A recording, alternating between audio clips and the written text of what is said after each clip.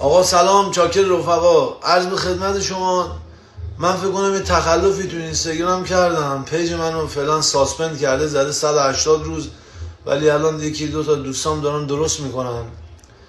این گوشی که الان دارم باش فیلم میگیرم گوشی آقا مهدیه. من آقا مهدی با هم اینجا کار میکنیم، اونم نمایشگاه ماست، ولی اینجا معمولیه دیگه، زیاد با کلاس و اینا نیست، مثل خودمه، قلقیه.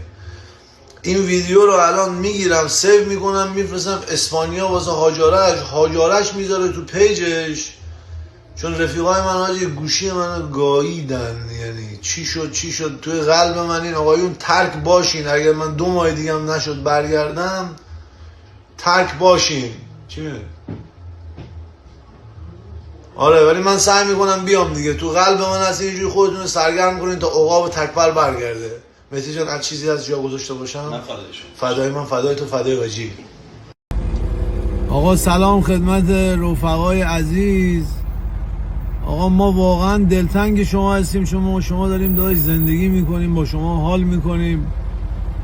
امروز و فردا من زنگ زدم به دفتر اینستاگرام، گفتن آیسی ما تعطیل هستیم، با خانواده هستیم، انشالله دوشنبه اول وقت درستش میکنیم.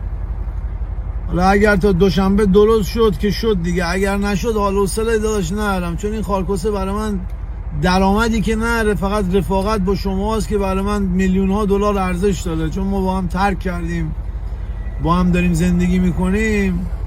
روی این حساب من نمیتونم شما رو ول کنم. شما وضعیت ایران داداش خرابه، من میدونم یه سریاتون دارین اینجا واقعا زندگی میکنین تو آمریکا رو. با من به عشق شما هم شده، اگه 100,000 دلار رو خارکوسه خیس کنم، اینو من برمیگردونم. کوسیانو فینیتو، تو قلب منین، مواظب خودتون باشین. خداحافظ. بعد عزیز جانهای آیسی آقا، من دوباره دارم میگم، ما کار خاصی نمیکردیم. منم الکی این شلوغ بازی ها بدم میاد. پیج آیسان اسلامی، من 4 تا فن پیج و 4 نفر تو یوتیوب با صحبت های ما دارن نون میخورن. من خدا شاهده به جان قدیر نگران اونا و اینا که داشت. من دارم اینجا زندگی لردی خوانینی خودم دارم دیگه. رجال بازی من سر جاش، خودتون میدونید که الان اومدم اینجا برام ورزش کنم. اگرم نشد پنجشنبه هاجارش از اسپانیا برمیگرده میاد آمریکا. اینستاگرام هاجارش رو میگیرم دستم تا ایشالا سر فرصت اون اینستاگرام هم ببندیم بره به کارش، تموم شه بره. دست و پامو میزنم که با شما حال بکنم دیگه.